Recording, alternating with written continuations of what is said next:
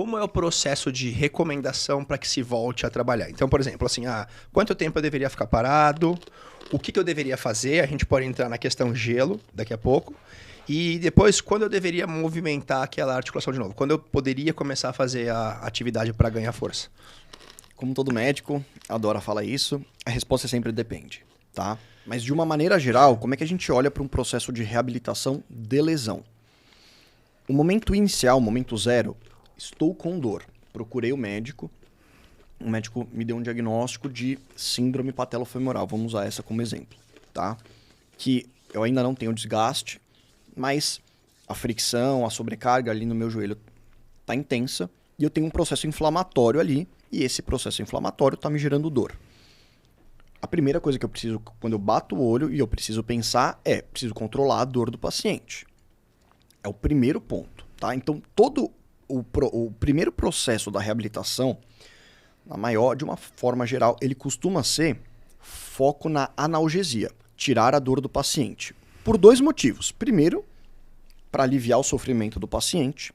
E segundo, porque o próximo passo da reabilitação só vai conseguir acontecer se o paciente tiver com a dor controlada, que é iniciar o processo de reversão daquela situação que aconteceu.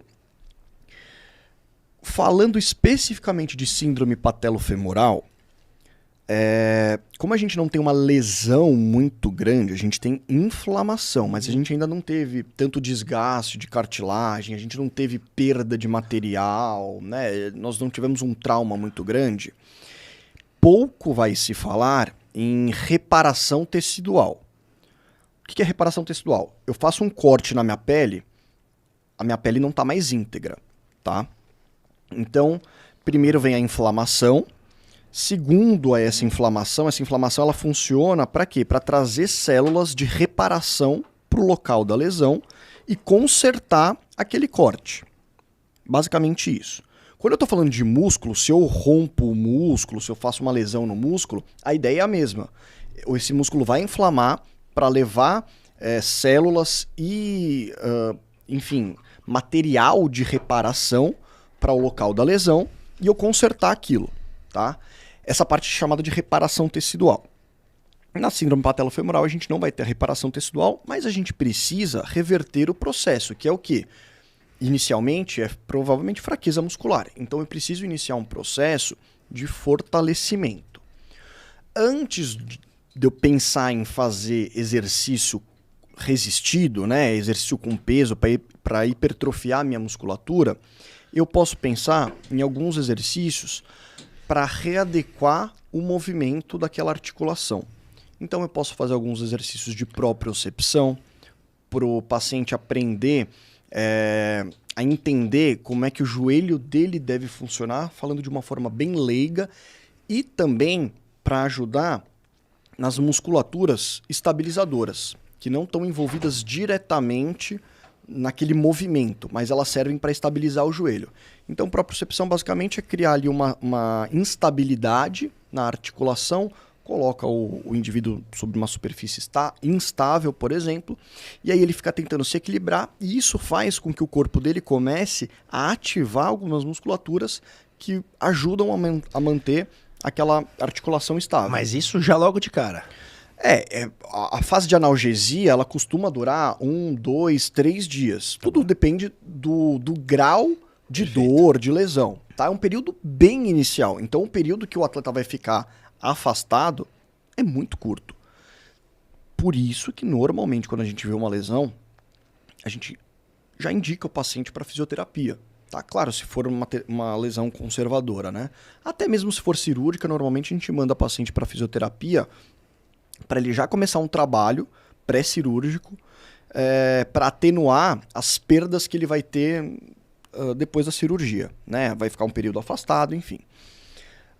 Então, inicialmente a gente já manda esse paciente para fisioterapia. E aí, dentro da fisioterapia,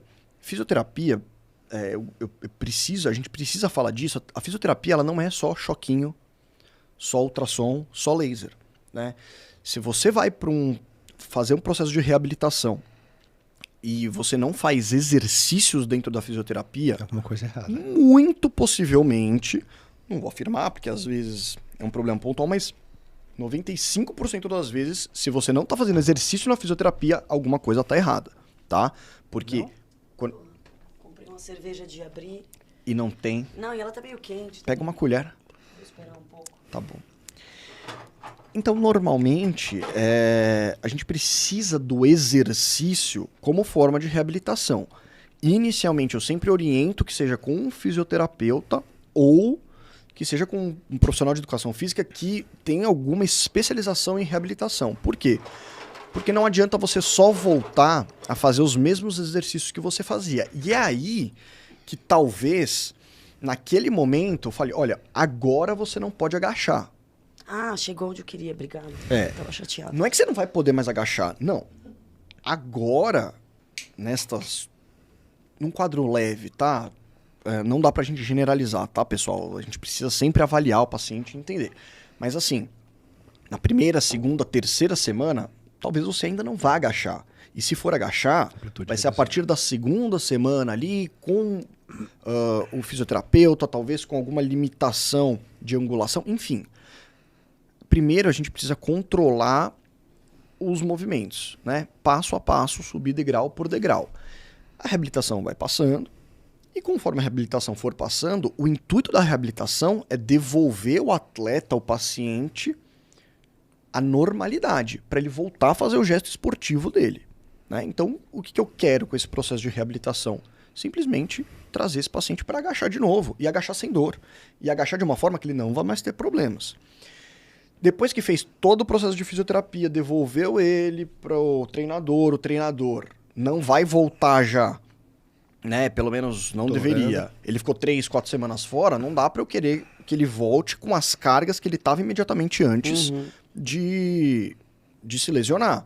No futebol, por exemplo, a gente libera da fisioterapia para preparação física, só que ele não volta a treinar no campo com os meninos. Ele vai para o que chama de fase de transição. Ele vai para o campo, aí ele treina fundamento, tá bem no fundamento? Tá. Então vamos colocar ele para, enfim, aumentar um pouquinho a intensidade. Aumentou um pouquinho a intensidade, coloca ele para voltar a fazer algum exercício que tenha algum tipo de contato com outro jogador, para ver como é que responde. Respondeu bem, volta a jogar com o time num tempo diminuído. Ah, deu certo, vai aumentando o tempo. Isso é progressão, né? Eu não vou jogar ele de volta para jogar com os meninos. Por quê? Porque talvez as outras aptidões físicas, esquece o joelho dele, mas talvez as outras aptidões físicas, elas tenham regredido alguns passos que a gente precisa aprimorar novamente, né, junto com aquela lesão de joelho, para colocá-lo de uma forma íntegra no esporte novamente. Então, é muito difícil você virar para alguém e falar, você está proibido de fazer isso, de fazer aquilo. Mesmo que for uma lesão grave, que for uma lesão cirúrgica, o processo de reabilitação ele tem por intuito devolver o paciente, de uma certa forma, à normalidade. Talvez ele tenha alguma limitação no joelho, talvez ele tenha alguma limitação na coluna, mas não quer dizer que ele não vá poder fazer crossfit. Talvez ele possa, com os cuidados. Com alguns cuidados, algumas restrições, e talvez essas restrições sejam iniciais. Conforme o tempo ele vai ganhando capacitações físicas e deslanche, né? Então, eu não gosto de individualizar, falar, para lesão no joelho é bom natação. Não. Entendeu? Se for um ex-nadador e eu colocar o cara na piscina, ex-nadador chuta bastante, né? E talvez esse chute inicial da piscina não seja adequado. Então, precisa ser avaliado, precisa mandar para um processo de reabilitação. A reabilitação pode ser feita dentro do esporte, né? No futebol a gente faz isso. Em clubes olímpicos se faz isso também. Mas você tem que progredir, assim como um processo de treinamento. Tá? A reabilitação é igualzinha à periodização do treinamento. Ela tem processos e etapas que têm que ser seguidas.